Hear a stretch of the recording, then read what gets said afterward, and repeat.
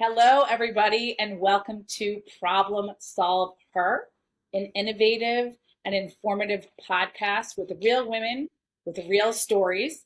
And today we have the beautiful Dr. Amanda Fox in the house. Thank you, Dr. ladies. Happy to Fox, be here. Very happy to be here. we're so happy to have you.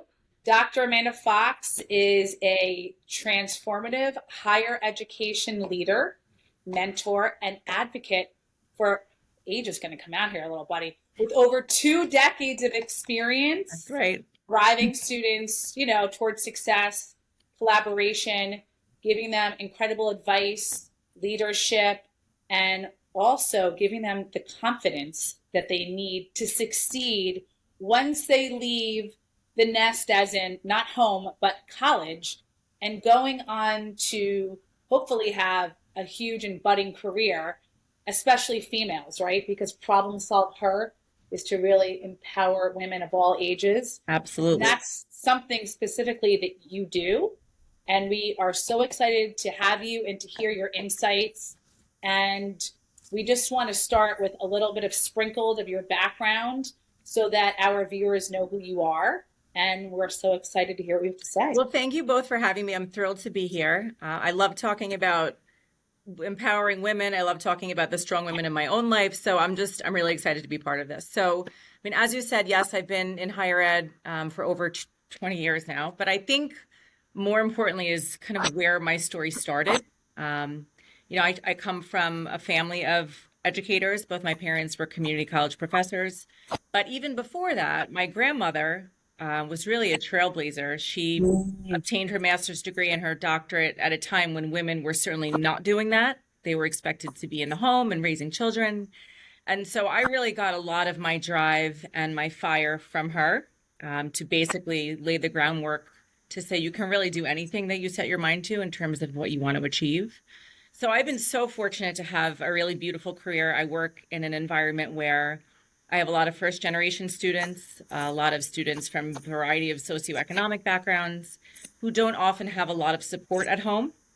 And so I've been really lucky to be able to guide hundreds of students at this point, through the beginning. Thousands. Yeah, I didn't want to say that, but probably thousands I'll do it for you. individually. I'll pick you up, buddy. Let me do it. Just especially young women who don't really have that particular person in their life, somebody who understands them, who relates to them, who they can lean on. And so, aside from making policy and developing programming that will work for all students, that's really part of my individual passion is kind of shepherding young women into what their universes will look like. And they're all different. There isn't one path that is correct, and the path isn't straight either. So I've just been really lucky. I love my work. And I think, having those role models from a very young age, particularly Grandma Blanche. God bless Grandma There was Blanche. nobody like her. And I think I'm so grateful that I had the opportunity to really be raised by somebody so strong and so strong-willed and, would just never give up no matter what. And so that I've taken into my personal and my professional life as well. So that's just a little bit about me. I love that. Yeah. I want to just, before Dagmar gets into it, because I love that when Dagmar asks the questions, because she's a little more organized. You know me. I'm a hippie's child, Doodle. So Yes. we're coming from different perspectives, but you'll see we work well together and we have a good cross-pollination. I like the word shepherding. So what we're doing is we're noticing when women are speaking, we're taking keywords when we ask the questions. And I'd like to dive in a little bit deeper. So when you say helping shepherding women, I love that phrase. What does that actually mean to you? So it's really designed to be, something positive. Just speaking from my own perspective as a parent and as a mom, I don't have a daughter, I have a son. But what I found is that they need somebody to really kind of gather them and push them in a direction. Whether or not that's the direction they wind up ultimately taking or the path that they stay on, they need somebody to say, okay, here are the things you need to be paying attention to.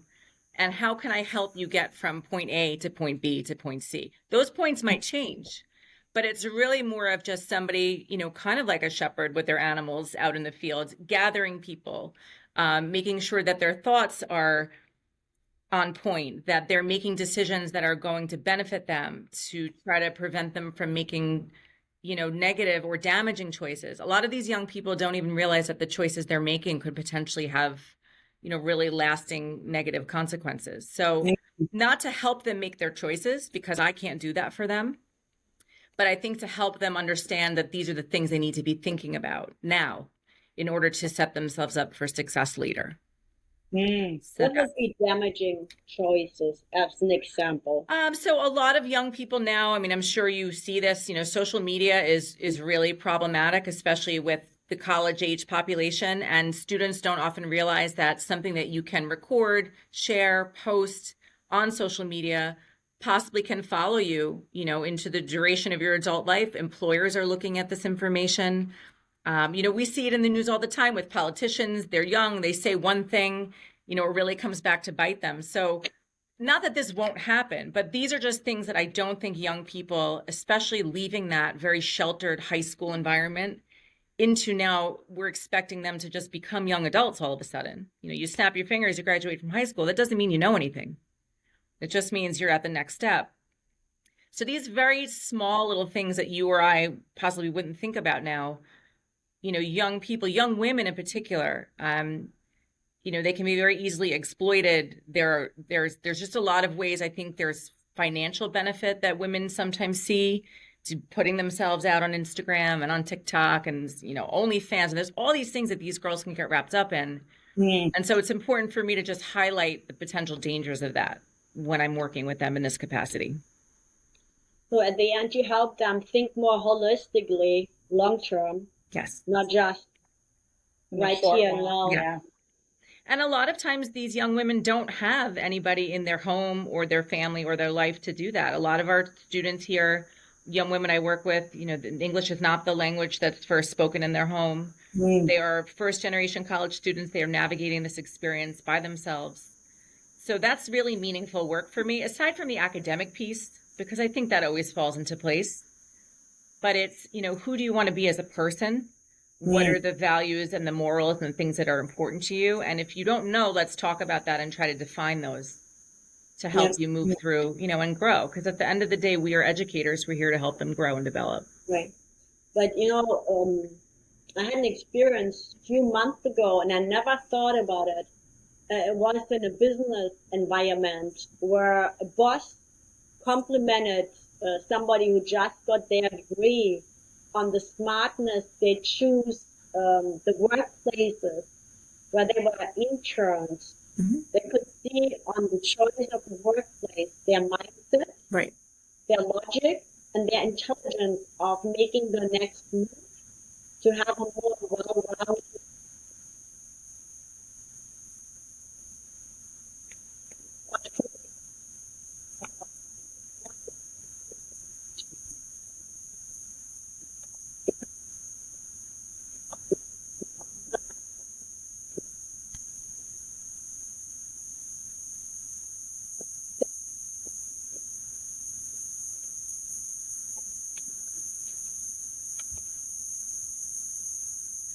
Can strategically choose your internships to reach better positions, the position you want, things like that.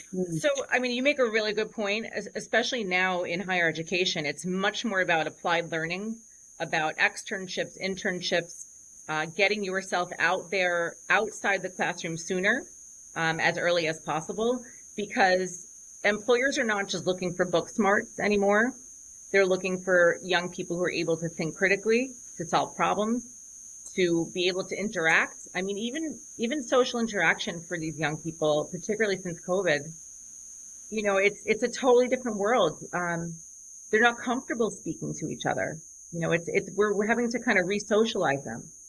And so that's a really good point, is that, employers are looking for different things.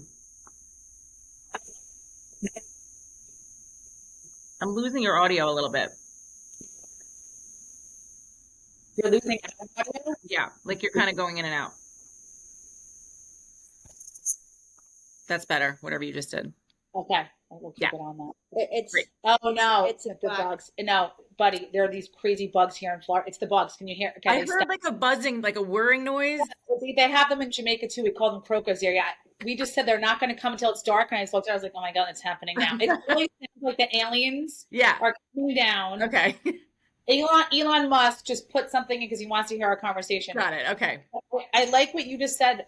That's so important about education, and that what Dagmar was saying about the internships. I want people, whoever's listening, because hopefully we're going to have a very wide range of an audience. This is so important, young women, please, even men. You don't have to go, and Amanda, you know this, you don't have to go to an Ivy League school to get that big internship or that big job. And what I mean by that is, yes, if someone reads, you went to Harvard, you went to Yale, you went to Columbia, if people like you, they will do business with you. If you are in a room with 9 other people and you went to a community college or a state school, and the guy sitting outside went to Harvard and he has all these different clubs that he was in and he's the star football player, but if you go in and you connect with that person and they see you're intelligent, they see your potential, they see you're a problem solver, they see you're good at interacting and you have good social skills, you will get that internship or that job over the person that went to Harvard. Don't think because you don't have the same, background as other people or where you grew up or what neighborhood you came from, you can still succeed. I think that's really important because I think they probably feel insecure and that they're not going to get it. I mean, this is my life's work. That's the message that I deliver every day is the only difference between a student who's here at community college and somebody at Harvard is, grades and money, economic mobility, opportunities. The grades might even be the same. So it's been very important work for me. And also just in general, it's been hard. I think one of the things that we were kind of probably going to talk about at some point is, always kind of comparing ourselves to others. It's hard to stay in your own lane. It is very difficult to do. That imposter syndrome is real. I still have it. Talking to people, talking about employment opportunities and, business opportunities, I have to remind myself often, still at this age and at this point in my career, that I am worthy, that I am smart, that I am kind, that I am, that I have contributions to offer. It's a tape that has to continue to play. You don't just all of a sudden become confident. That's something that we really have to work on. And I think as women, a lot of times we have to shrink ourselves to fit into certain situations to compete. And then it's hard to bring yourself, and your voice back out. So that tape's always playing in my mind. Like I am the real deal. I'm not faking it till I make it anymore. You're the real deal, Holyfield girl. Right. I mean, I was at some point, but you can own the things you're good at.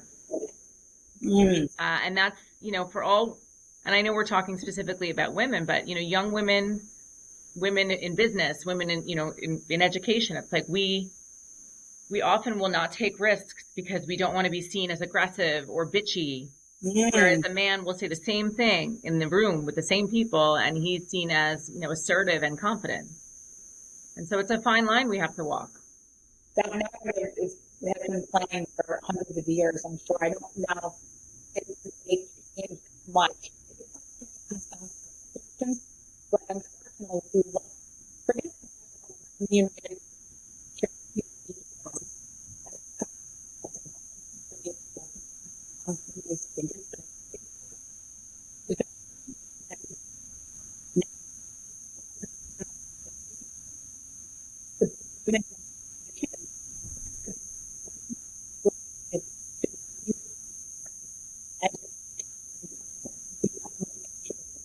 Are the bugs back? Crazy. I have been before. She's so used to it. So she's just like going along. Last night, I was like, the fan's going to fall on us. No, She's it's not even the sound of the bugs. It gets in the way of your audio when they're on. It sounds like they're on the screen. Buddy, they're in my head. Are they in the room with you? No, they're outside, but Florida, Yeah. they're loud if they are inside or outside. But it is weird that they're here this early. I think it's because it rained before. That could be. Sorry, it's a little distracting. That's okay. I want to be able to make sure I can hear you. when we get fancy and we can afford to steal Joanna from Rachel, which we already told her, Here we and go. we have a fancy studio like Alex Cooper, and we Perfect. have a Spotify deal or Apple deal, we'll be in like a really with the sound and the editing. But right now, We're making it work, ladies. we're going organic and au natural until then, baby girl. Amanda, I'm curious about, so if I'm a student, instead of focusing on if I fit into an industry because it's a man dominated industry, would there be another solution, another option, like focus on thinking out of the box and being creative, and perhaps how you can create your own business, or do collaboration? Like, what's your guidance on, should I focus on what's hard and tough and perhaps I'm not breaking through the class ceiling, or should I focus on what other options are there? I think when they come to me, when I get them, they're still so fresh into the whole idea that they can create their own reality. It's so new for them as a concept that they get to make their own choices about work and relationships and coursework and, really everything and anything that is a little bit more of a higher level conversation that I am privy to. I'm really starting at the bottom, the basics, to say, like, tell me who you are, tell me what you care about, tell me what motivates you. What makes you feel like you're productive and you're contributing and makes you feel good about yourself. Let's try to channel that into opportunities on campus, whether it be clubs or student activities or the type of courses that they're taking. So I'm really much more on the ground floor with these young people to try to help them just identify the fact that they have choices and that they are aware of who they are and what they bring to the table. So many of our kids, and again, we're mostly talking professional, but as a mom, these young people are not asked to think about much. They're not asked to think about what matters to them, who they are in their core. And I think for some, it just automatically, naturally comes out. But for a lot of them, if you're not asked to make any decisions and you're just kind of told, how you're going to be moving along, and then you get to the point where it's like, ooh, it's on me now, there's a lot of growing and a lot of self-discovery that has to happen. So that's really more my area of expertise, is like, let's just talk about what makes you tick. All the other stuff will fall into place. What career path you choose, what business opportunities will come. We have to figure out how to get you in the right space here to be able to put you in the right spaces out there. Helping them build that confidence to get them ready so that they can make those decisions and believe in themselves. I mean, so many students that I see were completely written off by family, by their teachers, by school counselors, like, you'll never make it, you should go into a trade, and your high school experience really can define you. So a lot of these kids, and they are kids, by the time I get them, they are so already self-defeated. They're already as like, I can't do it. And the best stories that I've experienced and the biggest wins that I've seen in the 20 plus years that I've been doing this are the ones that come in, feel that way, leave here all stars, and go on to achieve amazing, accomplishments bigger and better than they ever even imagined. Like, that's a win for me. That's why I do this kind of work. And I wish I could talk to every student. That's just, it's not realistic in terms of my time and resources, but those of us who are in this kind of business, you can't be here unless you really care about those things. Without any question. What was the biggest problem you experienced in your job so far? Politics. A lot of talk about, oh, well, everything we do is for the students. Everything we do is in the best interest of the students. But at the end of the day, we are an institution that is governed and run by the county. We are run by the state. We are, required to follow certain policies and procedures. Resources are always an issue.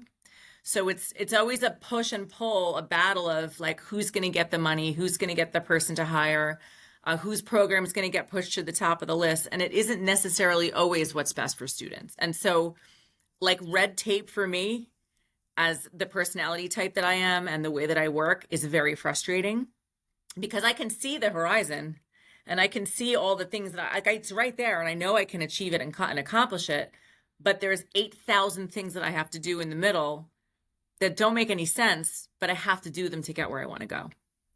And so I've just had to learn, I used to question this very early on in my career, and my boss, who just recently passed, would always say, like, you'll see, you'll get it. You're eager, you're young, you're asking the right questions, but you have to play the game. And I think that's a hard lesson. But you take the wins, even if they're small. Small changes are better than no changes, especially when it's in the interest of helping people. So I have to really, I have to swallow my thoughts and my words sometimes and just understand that that's the environment I'm working in. It's very different than corporate, I would imagine. When you're in a private business, you have money, you have choices, you have a board, you have whomever, and those decisions can be made very quickly. But when you're working in a political system within a state organization, things take a really long time to get done. And so that's, I think, the biggest challenge is just all of the steps that you have to go through to accomplish what is right there around the corner and you can see it. Yeah. How did you prepare your mindset for that? I didn't. It was a very hard early lesson that I learned. I'm very much a person that's like, well, I'm just going to get it done because that's what I do and that's who I am. And so it was a gut punch initially, trying to acclimate myself to this environment of higher education and the politics, are surrounding it. And it was hard for me in the beginning. I would ask the wrong questions. I would irritate the wrong people, but I learned you have to get the rule book and you have to understand that it's a chess game and there's a bigger picture. And that is hard because you are then having to shrink yourself, right? But it's in the interest of ultimately getting to the end of the road where you want to be. And I think that's in any industry. Absolutely. You can't be in a private business and just walk into the boardroom and say anything you want at any time. There's finesse, there's savvy, and you learn that as you go. Right. You're also really good at, we all used to be when we were younger, very reactive. But I want to say, figured out the art of, and I think this is why you have all these degrees also, right? Because it's taught you a lot, where you don't respond reactively very quickly. You take a step back and you think and you process really well. Yeah. Maybe not so much in my personal life, professionally. Yeah, but but personally you will do as well, but obviously more professionally. Yeah. I've made a lot of mistakes early in my career with respect to this, reacting emotionally when somebody would write or say something that I didn't feel was respectful or appropriate. But now I can very easily, take a couple of minutes, even a day or two, smile, send a response in an email that is, lovely and kind and considerate, but that the words behind it are meaningful. It's sometimes what you don't say or in the way that you say something that is getting your message and your point across. And as women, we have had to learn how to do that. At least in my professional experience, I cannot just say the things that I feel sometimes. I have to present them in a way that don't come across as aggressive or threatening. So or put people on the defense. You are right. It's learning to not be reactive, to not be a hothead, to not press send immediately. Like these are other lessons that delete, do not return sender. And it's just the little things like that takes time. And those are lessons that I try to teach, the young people as well. It's like, and for them now, the phone, and it's like, everything's immediate, instant gratification. You don't have to sit on a thought. And sometimes if you sit on a thought, your thought changes, for the better or worse sometimes. 15 minutes can change a thought in a positive direction. Yeah, literally. Or it can help you clarify. Sometimes clarity is just important. It's like, how do I really feel about this? What do I really want to say? What's the risk that's worth taking in this type of response? That's what Joanna was saying earlier. Yeah. Amanda, do you think it helped you and it would help others to instead of focusing on emotions and how a response or an email or somebody saying something made you feel, instead of all this, just focus on what's your goal, right? So if your goal is to accomplish something or to build something, it would take the energy away if you focus on every little bit what comes across your way. I think I understand what you're saying completely. You know, when you're always in a room or in a conversation for a goal, but sometimes, at least in my experience, it's having to navigate through those conversations, those experiences, that negativity to get there. So it's sometimes just a matter of surviving that moment. You know, how do I get to the next one in a positive light? I am a goal-oriented person, but I also think my professional experience requires that I be very much in the moment. And so that's tricky, because sometimes it is easy to lose sight of what you're really there for. What are we working toward? So it's a great point. I'm not perfect at that. That's a struggle. No one's perfect. Yeah. Thanks God. Diagnosed sometimes. Meanwhile, we need to really big you up for going back to school, which I told Jack, you couldn't pay. Yeah. If someone said, here's $500,000, go get another guy, I say, bye, thank you, put your money back in your bank account, invest in stocks. What made you be that crazy to go back to school and to get another degree in your 40s? I think this ties into so much to my work. I mean, when I was in high school, and you know this, you know, I didn't take education seriously. I was bored by it. And maybe I was bored, which is why I didn't care so much. I wasn't challenged in a way that I could have been. You know, I am bright, I am intelligent, and I'm, you know, proud to be able to say that now. It was a time in my life where I couldn't own that. So I was not a great student, and slowly but surely proved to myself that I could be academically successful. And, you know, I earned my master's degree right after my bachelor's degree, and then took a 17-year break from higher education while working in it. And I just realized that, you know, a doctorate for me was like the pinnacle. That's just personally and professionally the highest point that I wanted to achieve. And I will also say that, you know, Grandma Blanche was really instrumental in encouraging me to do that, because she was always about, you know, making sure that you were able to take care of yourself.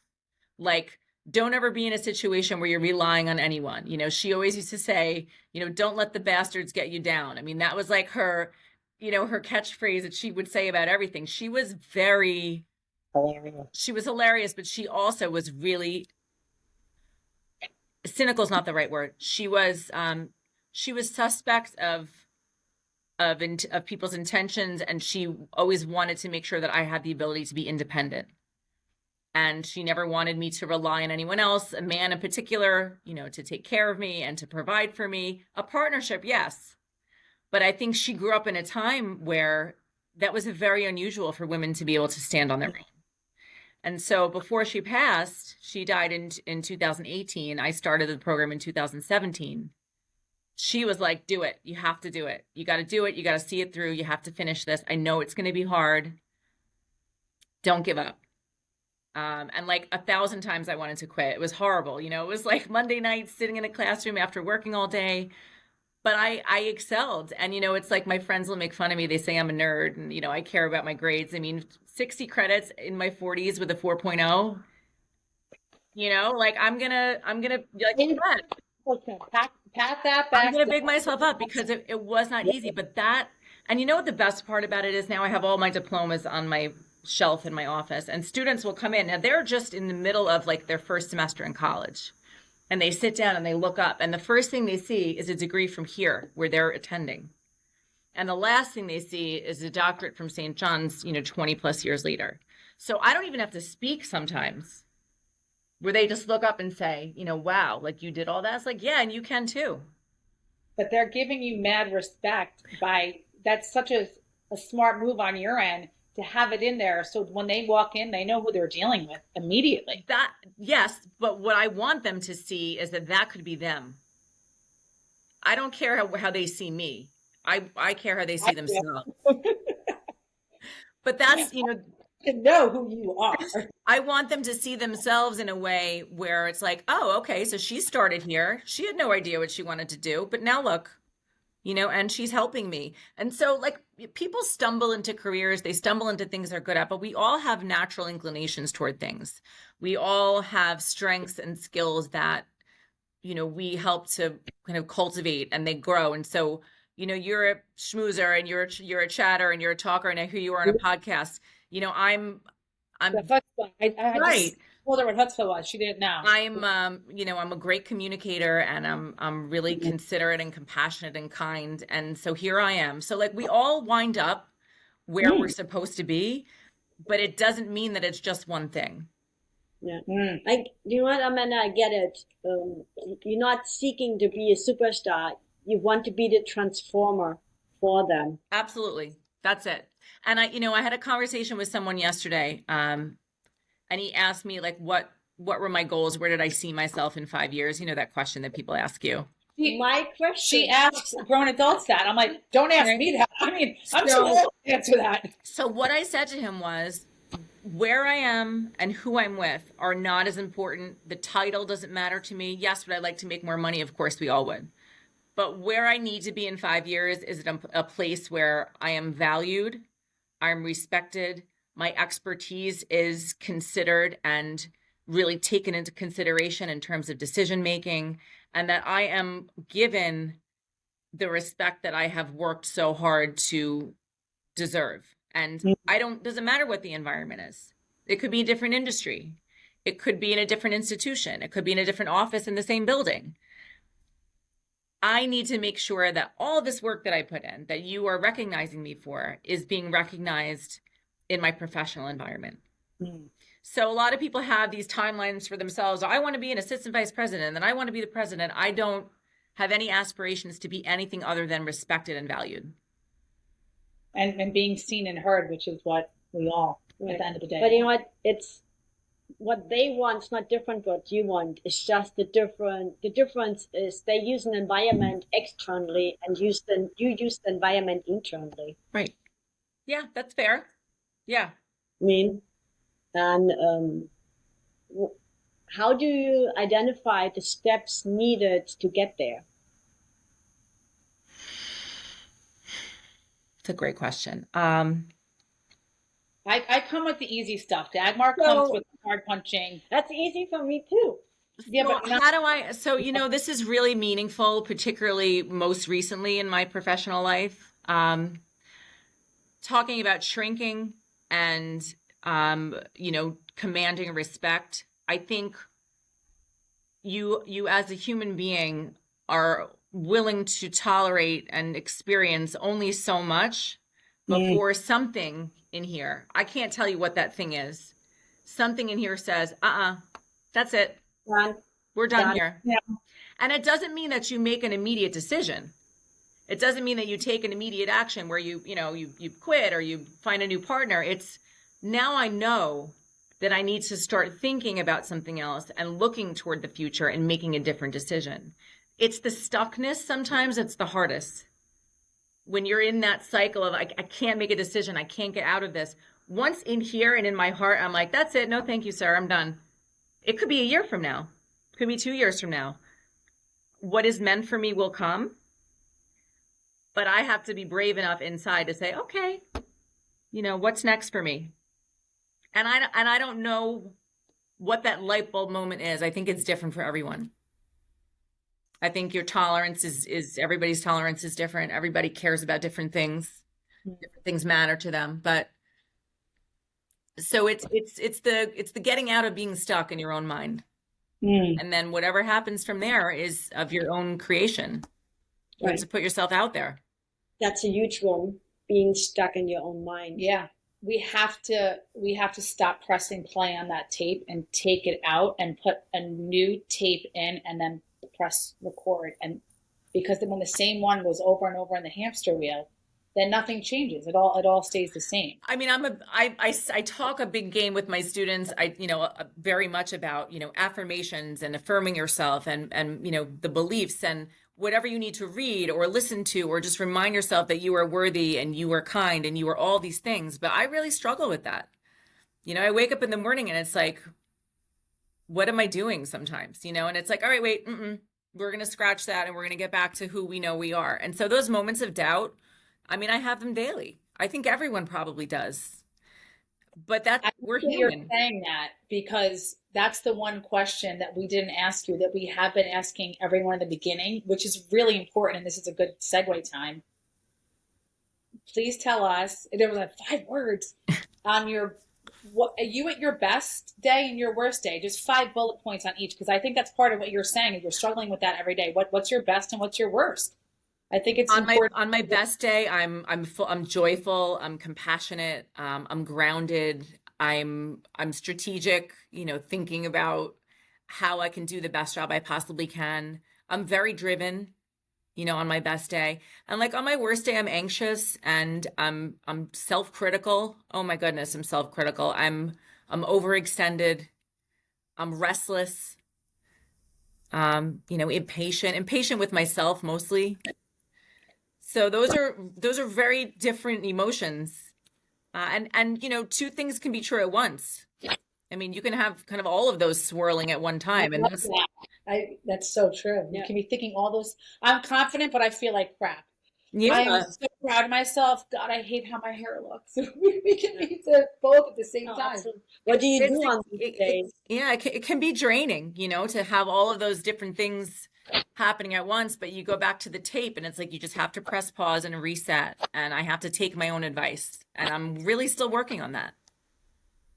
So what do you do? What techniques or what methods or what action steps do you do on these worst days to get out of the low energy and get back into the higher positive energy?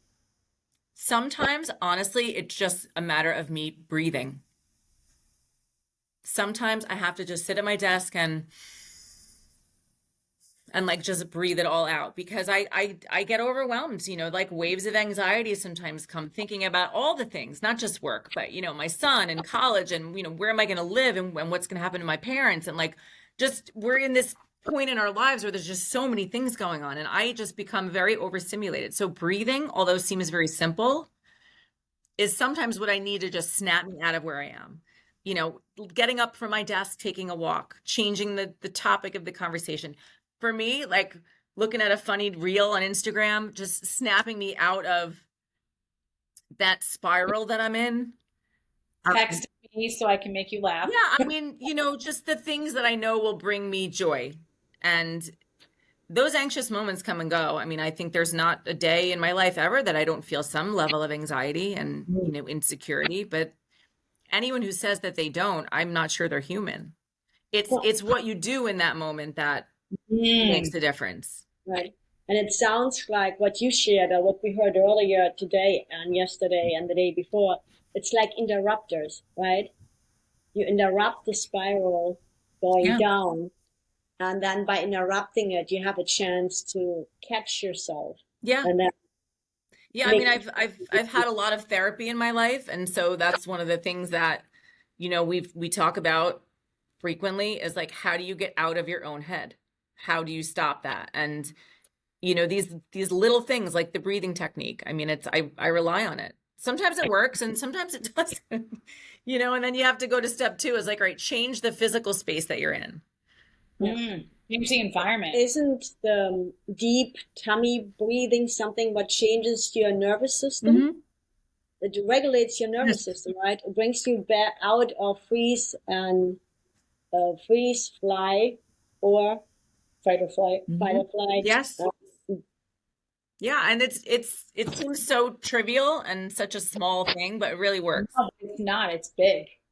It really works. It changes. I think also words of affirmation, everything that you just said, we were just talking about this while we were walking Oliver after we did the interview with Joanna. And we were talking about our ages, because she said, well, how old are you?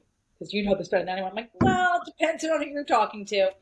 And she said, well, you don't want to be like 60 years old telling people you're 40 because you won't be looking 40 at 60. And I said, part of it is, and what you said, my parents getting older, and then you get into this whole thing, and then the fear of death and all these other things. But it's coming back to the center. And when I get anxious, because I know I feel it like you do, I think we all have anxiety. Whoever says that they don't have any stress or anxiety, not only are they not human, they're lying to themselves. Mm-hmm. But words of affirmation, sometimes in those moments, I can be driving and I'm thinking about all the things you just said, and I'm in a light and I have like that warm feeling in your body of panic's coming on. I look in the rear view. I swear, I just did it today. I go, I believe in you. I took off my glasses because I'm always wearing my sunglasses. I believe in you. Right here, this girl right here. I believe in you. Boom, it was changed. It's it. The music's on. Done. Interrupted. You have to give yourself words of affirmation, Mm-hmm. unless you want to go cuckoo for Cocoa Puffs. I wake up every day. The first thing I do when I wake up, I'll just leave you with this because I think says a lot about me, and Chloe will tell you this. You know, we spend a lot of time on our phones. We spend a lot of time on social media. Some of it's really meaningful. Some of it's just a waste of time. But the first thing I do when I open my eyes every morning is I go on my phone, I go to Instagram, and I go to Moon Omens. This is the account that I follow.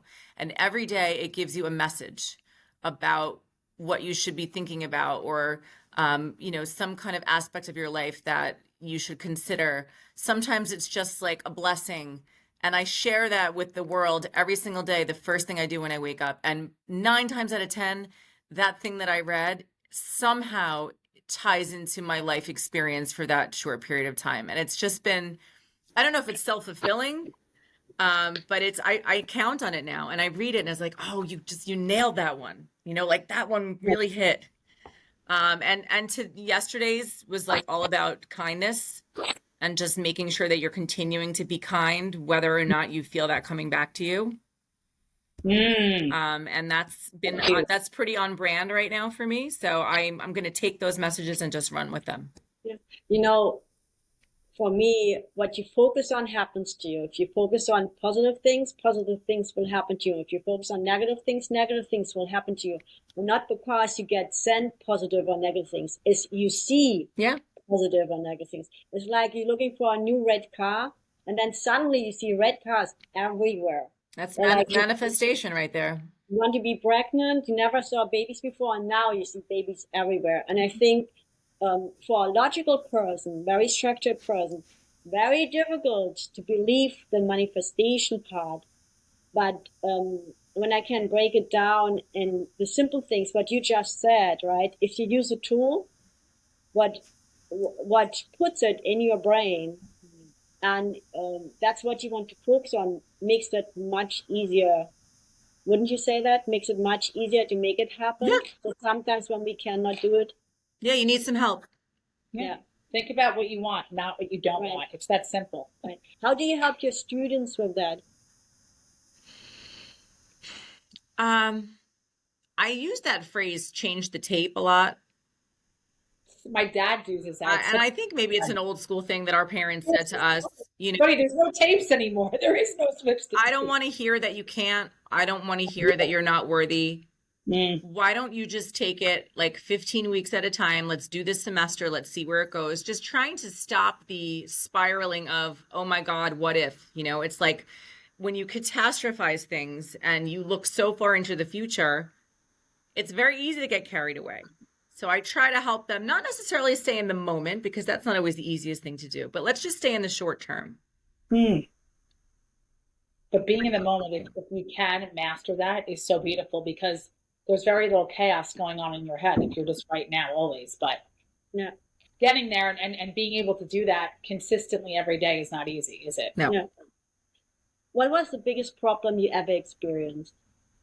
Oh, she's going there. I think I'll go back to, the answer that I had before is just the frustration with my personality type and what I'm up against as far as my ability to execute. That I have to rely on a lot of other people and a lot of other factors in order to get things done. In your whole life? No, we're focusing on work. My whole life, the biggest problem I've ever faced is not trusting myself and not valuing myself in a way that I should have. I have made a lot of choices that I now today, being the person I am in this moment, looking back at her, I'm saying, why? But that person at that time wasn't ready to make those choices. Yeah, that's not who you are right now. So, You're the there's Dr. Fox right now. There's always regrets, but it's like the woman I was at the time I was making those choices was not the same person I am today. And I have to just give myself some grace and just be proud of what I've accomplished. I mean, look, I'm here on your podcast answering questions. So that means you want to talk to me. So that's exciting. We want to talk to you anyway, honestly, with or without degree, for me. Yeah. Because of who you are, what you made out of yourself. Well, I really appreciate that. That means a lot. I'm just proud of you. That's why I keep talking about that.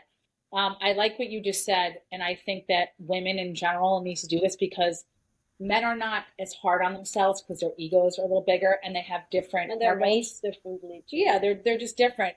Women are so much tougher on themselves daily because of what we have to do, whether you have children or not, whether you're dog mom, cat mom, have a single mom with a son. We have to give ourselves more grace. I love that you said that. Give yourself grace. And we have to keep talking about it, which is why I love that you're doing this. So I hope that you'll have me back on as a guest. Oh, absolutely. Can I make a repeat visit? Yeah, well, we're going to dive in a little more of the personal. I would love to talk about that. It would really be helpful for me, actually. So yeah, let's make it happen. Great. We will make it happen. I love it. When you're at home in a different outfit with a glass of wine and but like Lucas yelling in the background, like, Aunt Joe and Mom, what are you guys doing? Yeah, let's put that on the books. I'm excited for that one. But we appreciate your time and thanks for having me. I love you too. It was so nice to meet you and good luck with this new endeavor. I think it's wonderful and I'm here for it. And where can people find you if they want to find Dr. Fox? That's a great question. What would you like to use as a source of information if people are listening and want to reach out to you? For your 5-year plan, you never know. My 5-year plan. Can I think about it and let you know? Like I've never been asked that question before. Right. Yeah, we can put it in the Wonderful. I've never been asked that question before, but now I'm going to think about it. Well, you should, because people should know how to reach out to you. Thank you. And once everything is up and the videos are here, we'll let you know. Okay. But thank you for joining ProblemSolvHer. We love you and thank you for your insight. Nice to meet you. I'll see you both soon. Nice meeting you. Bye. Bye.